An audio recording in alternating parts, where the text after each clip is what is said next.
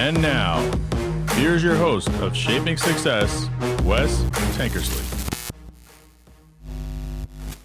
What is up, everyone? Welcome to Shaping Success. I am your host, Wes Tankersley.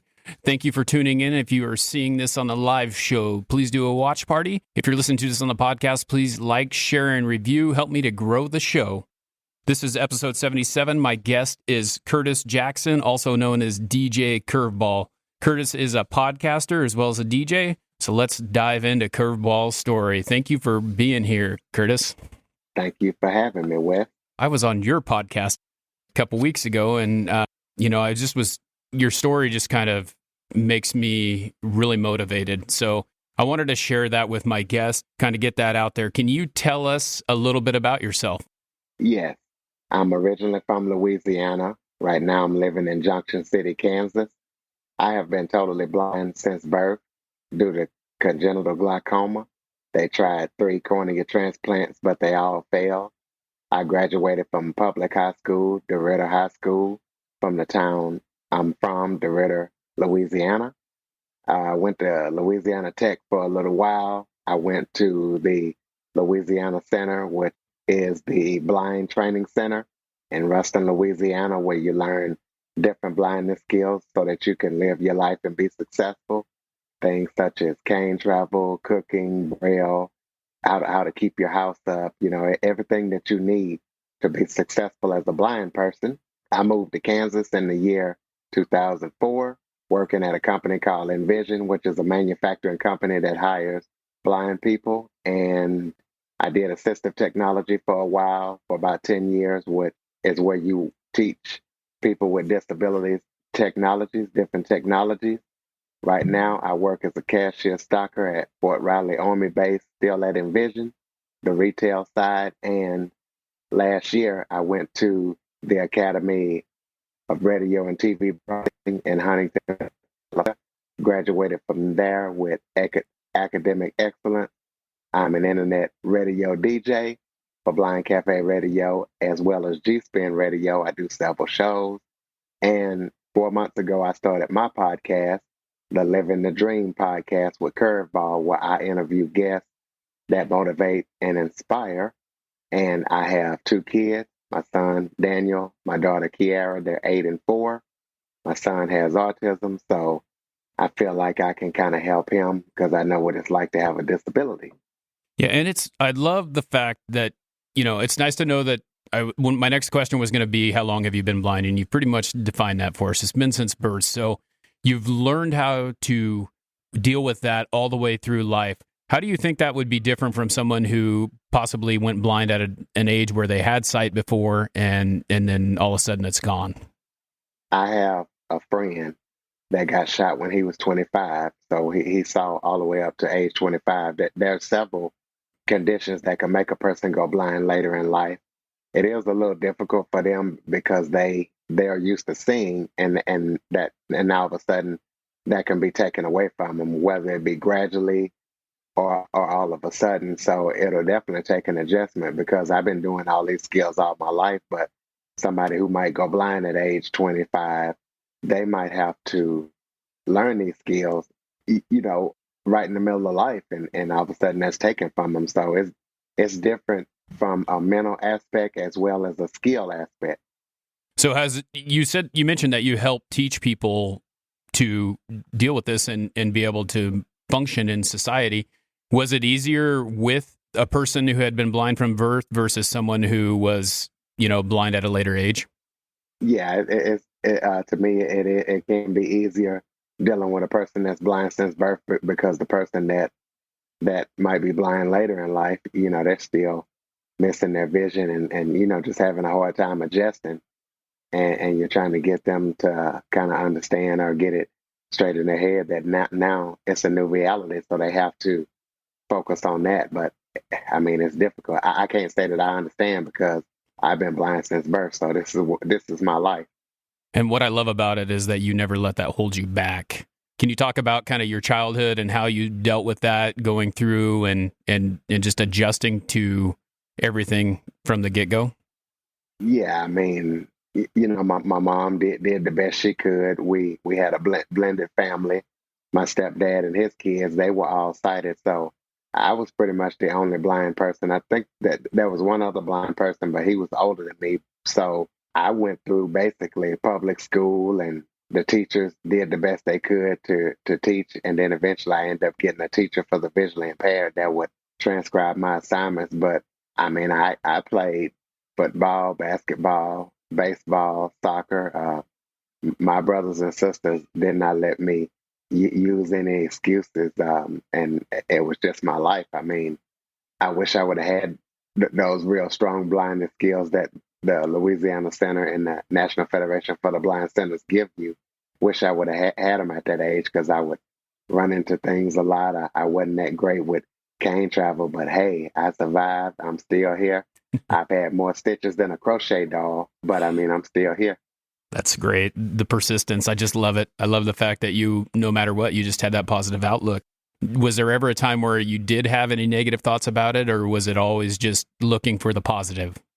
I mean, I do, but I have to understand that nobody's going to knock on my door and give me opportunity. Either I do what I need to do, or I'm one of those people that's in a group home and other people are running my life. And so you do what you have to do, or other people run your life. Which one do you want? That's the choice that you have to make. And I mean, sometimes I still get down and depressed. I'm human just like everybody else, but you just have to pick yourself up and ask God for that strength when you need it, and keep going. That's all you can do. I mean, I've even owned my own home, and it was painful to lose it when my position ended as an assistive technology specialist, and having to move to a job that I don't really want, that I don't want. So I just make the best of things, you know.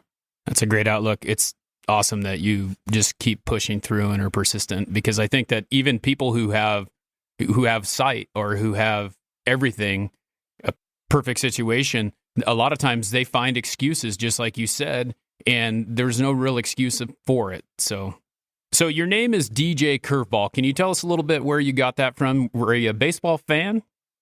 I am a baseball fan, but the reason I got it is because I used to be a rapper. I rapped for 20 years, and when we were in junior high, or going into high school, my best friend Sean Davis was pushing me to rap, and I'm like, well, what name am I supposed to use, to do all this? And he's like, we'll just call you Curveball. and and so I had that stick with me, and even though I'm not rapping anymore, I'm like, well, this is a special name that he gave to me, so I don't want to just throw it away, even though I'm in radio. So I'm like, well, I'll just go with DJ Curveball. Yeah, well, it just rolls off your tongue too. I love listening to you say, "Hey, I'm, DJ Curveball." It's awesome to hear that, because it just fits in it, and you have that radio voice, so it's awesome to hear. So let's talk a little bit about living the dream. Can you tell us why you started the podcast and what you're doing with that? Yeah, that was an author named Ken Brandt that was following me on LinkedIn, and he saw my profile and saw that I was a radio. So he messaged me and said, "Hey, I got a book coming out. Can I come on your show so I can promote it?"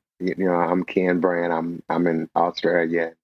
I'm visually impaired and all this stuff. And I said, well, I do R&B shows and Motown shows, so I'm not sure if I can help you, but I still would like to talk to you and mind you, this is after I had went to school, so I had the skills to edit and do all this stuff. And they talked to us about not undermining podcasts, and I kind of had it in my mind, and I'm like, who's going to listen to me? And so I get on this call with him. And he's like, you really should start a podcast. Why don't, some kind of talk show. And I was like, well, I'm not, I don't know. I thought about it. I got the skills to do it. I went to school, and he was like, yeah, you ought to get on there and interview these people and stuff. And so when I got off the call with him, it just kept popping in my mind. You ought to do it. You ought to do it. The things that he told me.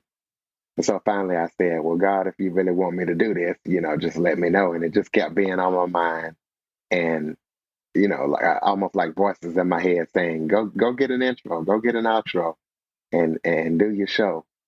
And so And I was like, well, what am I going to call it? Living the dream, because a lot of people would say that, oh, I'm living the dream.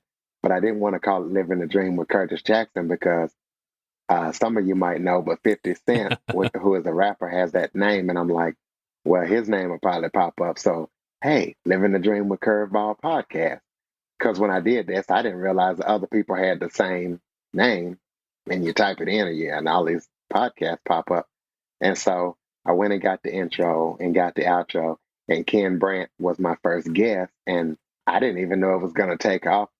I almost had a heart attack when I when I had a guest say yes, because I was in this podcast directory and I pitched a guest and they said yes. And I'm like, seriously? And I was only going to put out episodes once a week. But then all of a sudden I started getting so many guests who might have a book coming out in 2 weeks. And it's like, I got 3 other interviews. And I'm like, I can't just, I got to put their stuff out so they can promote their stuff. And so that's when I kind of bumped up to 3 days a week. And I'm up to 4 months as of Thursday, January 7th. So it's like, wow. Yeah, and it's funny. The first thing when you messaged me in Instagram, I saw that and I thought, Curtis Jackson, is this 50 Cent? Because that was the first thing I thought of. But then we started talking about it and I found your podcast and I started to listen to it. And just so much like mine, so inspirational. You're interviewing so many great guests who you bring out the best in them. You kind of listen a little bit like I do and get their story out there. So how many episodes have you done so far? I have done 54 episodes. Coming up to season 3, the 55th will be coming out, because the way that I do my seasons in baseball, it takes 27 outs to complete a game. So I have every season is 27 episodes. So I'm coming up to my 3rd season, episode number 55. Oh, I love that. That's a great way to name them. You should, every once in a while, like at the end of them, you should do an extra inning episode. That'd be awesome. I sure do. I do. And that's what I should call it. I've done a couple of bonus shows, but that's what I should call it. Extra inning. Today's extra inning is interviewing such and such.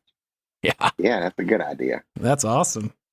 So you mentioned, so it was broadcast school that you went through to get your DJing career going? Actually, I kind of had my DJ career going a little bit before that, because I was on blindcafe.net, the chat site. It's the chat site for the blind. And they were starting the radio station, Blind Cafe Radio, and they were saying, hey, you got a good radio voice, you really ought to get on. And I'm like, well, if I'm going to get on the radio, I want to be trained so I know what's going on. I understand that you don't necessarily need that, but I'm the type that I want to know what's going on. And they kept telling me and asking me. And then all of a sudden, I'm a ham radio operator also. And I was on the radio, and a minister said, hey, you got a good voice. You ever thought about doing radio? And I thought, well, I do have an opportunity to do it. It's not going to cost anything, so why don't I try it? So 6 months later, I was looking online, and I'm like, I wonder is there any online radio schools or places that I can go to learn, because I can't just leave my job to go anywhere. And I just Googled it, and all of a sudden the Academy for Radio and TV Broadcasting in Huntington Beach came up. I called them, and less than a week later, I was enrolled because they took financial assistance. So I was able to do Pell Grant. So between Pell Grant and the student loan, it's basically a 7-month boot camp for radio.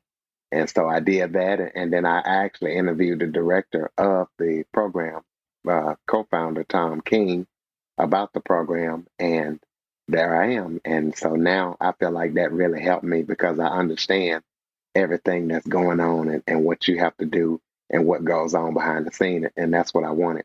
So you would recommend having someone take the classes and go to school if they wanted to get into radio?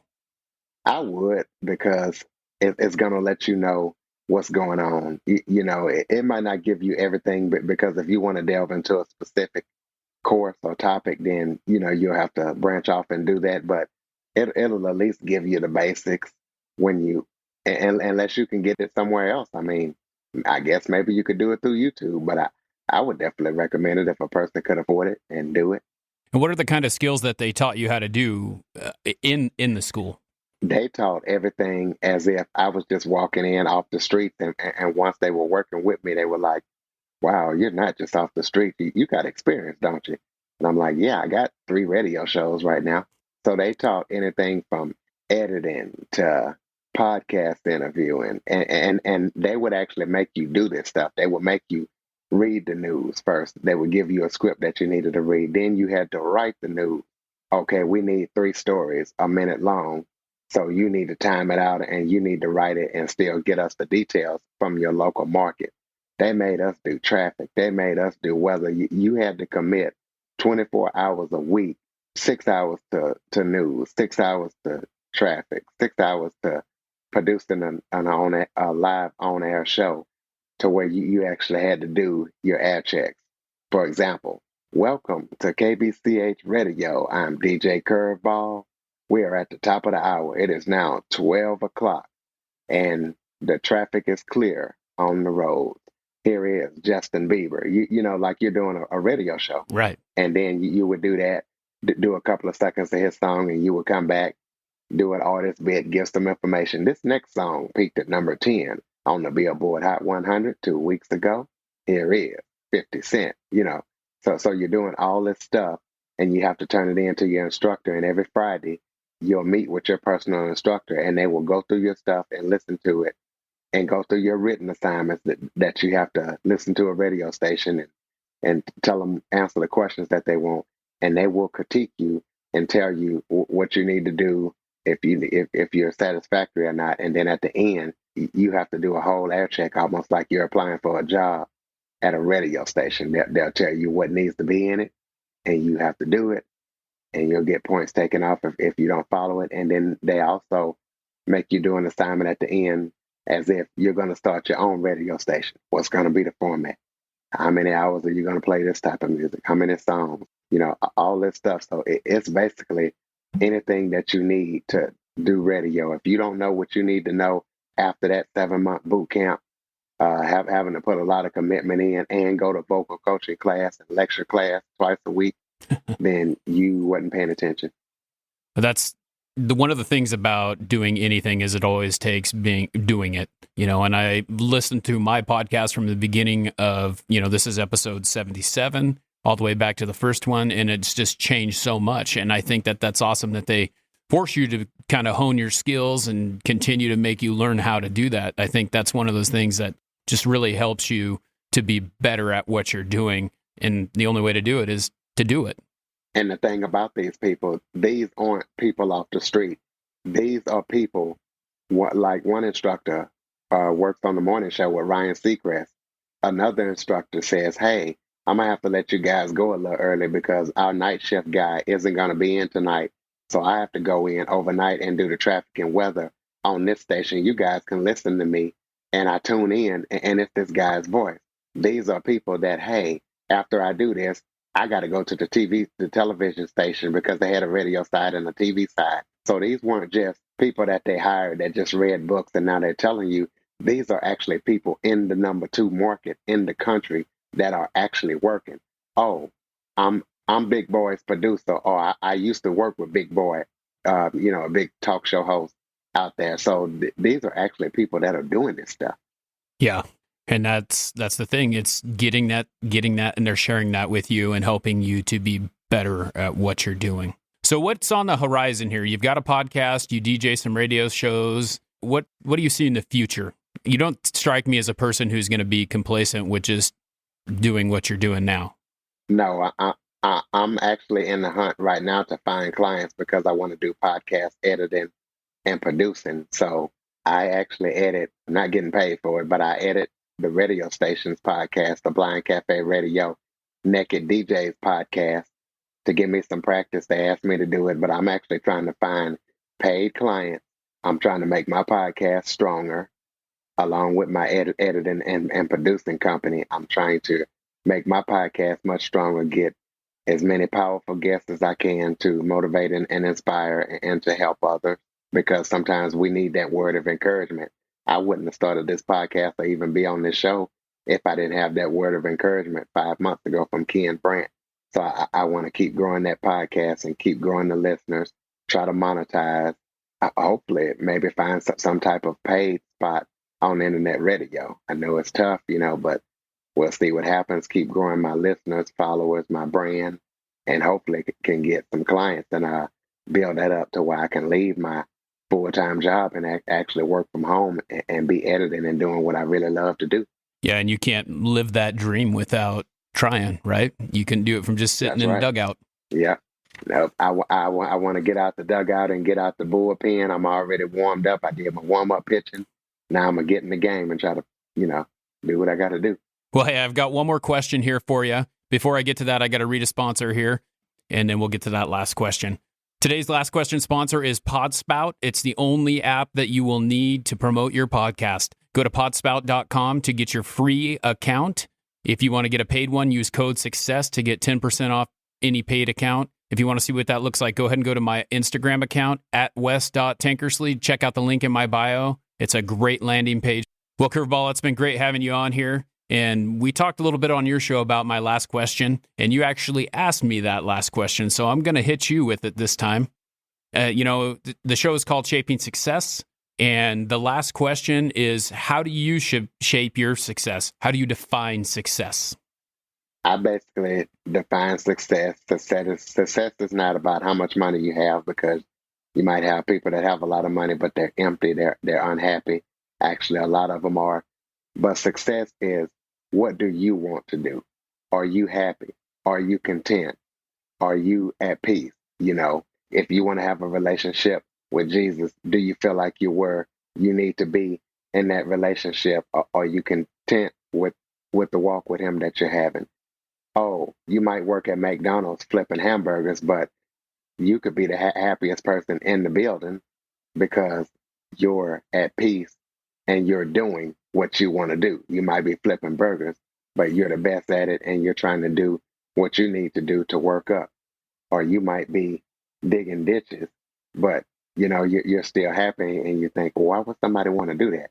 Well, if that person is happy, then that's success. Success is not about being out there seen or being out there front line all the time or having the biggest money. Success is what you make it and what you want. And once you reach what you want, that is success. And I haven't got there yet, but I'm working every day of my life to try to get to it, to where I can say, yes, this is success. Well, I think you're doing a great job and you're well on your way. So thank you for taking the time to come on the show. I really appreciate having you on here. And, I hope you have a great rest of the day. You too as well. Thank you for having me. All right. Thank you very much. And that is the show, everyone. I want to thank you for tuning in. Again, if you can like, share, and review this on Apple Podcasts, do a watch party if you're watching on a live show. Until next time, I challenge you to find the shape of your success.